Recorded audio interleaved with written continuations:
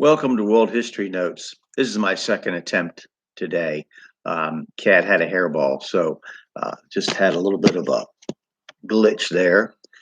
Crisis seems to be over. So, World History Notes. Now, I'm reading from the book that I wrote to teach homeschoolers about world history called A Bible Believer Looks at World History. It's kind of a survey, goes over the topics that I believe people should know about to be educated, to understand world history, have a view of world history. My view is as a Bible believer. Um, so there's going to be things that I'm going to say that are coming from the Bible as well. So what I would ask you, if you want the book, you can read it, get it at lulu.com, amazon.com, or the Bible Baptist bookstore. Or you could just follow me here. It's fine. You don't need to buy the book. So we're going to begin, and I'm going to start where I left off the last time. And the common Egyptians lived and died based upon the seasonal flooding of the Nile River for growing crops and for transportation of those crops. Durant says that Egypt proper had no minerals, and mining was done in conquered nations such as Nubia. The priests of the Egyptian gods were very powerful, and along with the pharaoh and the nobles, kept order. They were responsible for the oldest public education system of which we know in temple schools. The pharaoh himself was the highest authority to appeal to with regard to disputes, a sort of ancient supreme court. Royal incest was common to keep dynastic power intact, but was not so among the common people.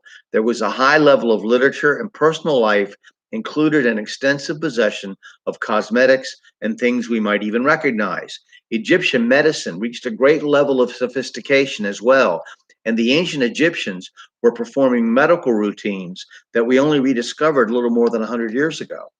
Um, in a period of time around in a period of time around Abraham's sojourn in Egypt, the Egyptians were using a system of geometry, a numeral system, and tables of values for fractions.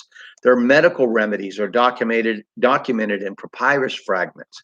Topics included medicine for arthritis, hookworm infection, and surgery for head injuries.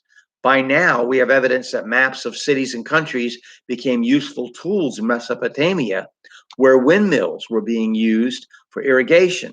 And the Babylonians, whom we will discuss more at length momentarily, a couple of sessions from now, were using multiplication tables and compiling records of celestial observations, including star logs, as well as discovering the Pythagorean theorem 1,000 years before Pythagoras. The Sumerians developed squares and roots, cubes and cube roots, and quadratic equations. They also calculated an approximate value for pi. Perhaps all of these things were just now being invented or rediscovered from the pre-flood civilization.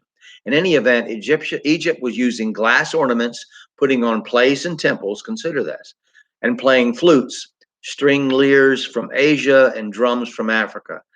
More information about these ancient inventions can be found in the Timeline Book of Science by George Ochoa and Melinda Corey, as well as their Timeline Book of Arts, printed in 1995 by the Stone Song Press.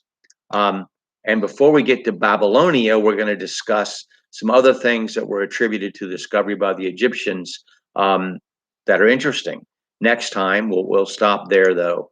All right. Thank you for watching. I really enjoyed this. I hope you get something out of it.